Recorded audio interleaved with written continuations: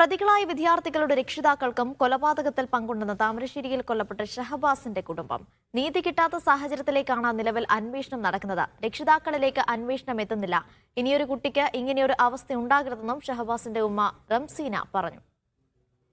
അവർ തീർച്ചയായിട്ടും ഇവരെ നിയമത്തിന്റെ മുന്നിലേക്ക് കൊണ്ടുവരണം. അതായത് അറസ്റ്റ് ചെയ്യണം എന്നുള്ള ഞാൻ പറയുന്നത്.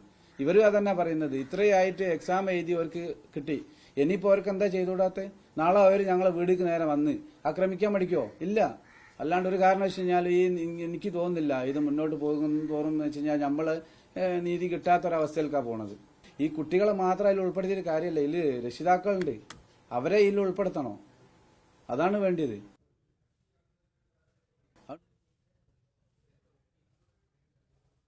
ഫൈസൽ നെടുമ്പാല തരും കൂടുതൽ വിവരങ്ങൾ. ഫൈസൽ, അതായത് ഇപ്പോൾ നിലവിൽ നടന്നുകൊണ്ടിരിക്കുന്ന അന്വേഷണത്തിൽ കുടുംബത്തിന് തൃപ്തിയില്ല എന്നാണോ?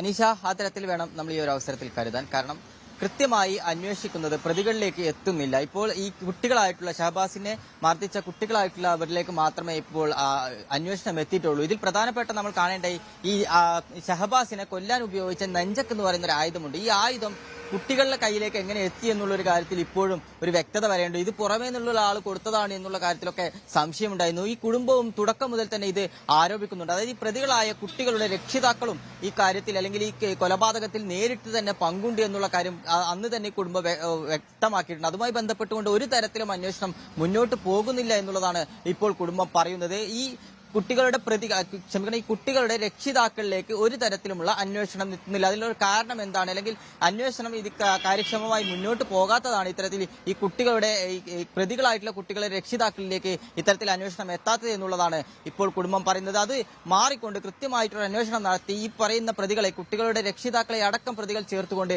അവരെ അറസ്റ്റ് ചെയ്യണമെന്നതാണ് കുടുംബത്തിന്റെ ആവശ്യം. ഇതുമായി ബന്ധപ്പെട്ടുകൊണ്ട് മുഖ്യമന്ത്രിക്കുൾപ്പെടെ പരാതി നൽകാൻ ഒരുങ്ങുകയാണ് കുടുംബം. അനീഷ, ഫൈസലാണ് വിവരങ്ങൾ നൽകിയത്.